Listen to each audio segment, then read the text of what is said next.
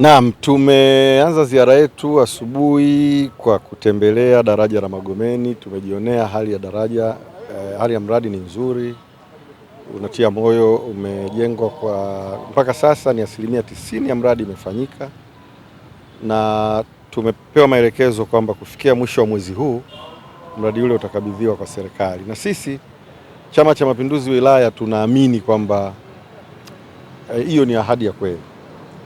Tukizingatia tulikotoka na tulipo, tunaamini kwamba kwa muda uliobaki mradi ule utaenda kukamilika. Tukatoka pale tukaenda kwenye soko la Kawe. Soko lile ni matokeo ya kuungua kwa soko la wananchi wa Kawe pale ambao lilizoeleka. Pale tukakutana na mradi pia mzuri. Tuliambiwa mwanzo ni mradi temporary, lakini sisi tumeshauri mradi ule kwa kuzingatia pia pesa nyingi zilizowekwa usiwe ni mradi temporary, uwe ni mradi wa kudumu. Kwa maana pale tuongeze soko lingine nje ya soko ambalo litaendelea kujengwa. Ni mradi mzuri, gharama ni kubwa, kwa hiyo hatuoni busara ya kufanya uwe ni mradi wa dharura. Tunasema hata baadaye soko lile likijengwa na lile pia liwe ni soko la ziada kwenye kata yetu ya Kawe. Tukatoka pale tukaenda kukagua shule ya msingi ambayo inajengwa kwenye kata ya Wazo pale mtaa wa Wazo. Tukakagua tukajionea ujenzi mkubwa wa shule nzuri, na tumetoa mawazo yetu pale, lakini kimsingi pia tumeridhishwa na ujenzi wa shule ile. Tukatoka hapo tukarudi kwenye mradi wa wajasiriamali kwenye kata ya Makongo, vijana kwenye 10% ya halmashauri.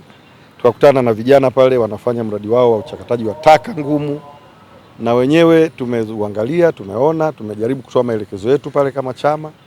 Tunaamini watazingatia.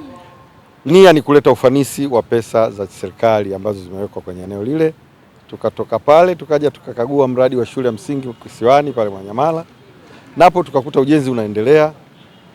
Na pale pia tumekagua, tumetoa maelekezo yetu. Tunaamini serikali yetu ni sikivu, watasikiliza na watafuatilia utekelezaji wa mradi ule, na naamini kama wenyewe walivyosema mwisho wa mwezi wa 3 na wenyewe utakuwa umekamilika. Tunaamini utakuwa umekamilika, na tumeahidi tutarudi kukagua na kuthibitisha kama kweli tulioelekeza yametekelezwa. Mwisho tukaja tukakagua mradi wa ujasiriamali kata ya Magomeni, na pale napo tumefanya ukaguzi, tukatoa maelekezo pale, na of course tunategemea mrejesho sasa kwao kwa maelekezo tuliyotoa, lakini naamini all in all miradi yetu ya leo tuliyoikagua ni sehemu ya miradi mingi ambayo inatekelezwa na serikali hii ya Dr. Samia Suluhu Hassan ndani ya halmashauri yetu ya manispaa Kinondoni.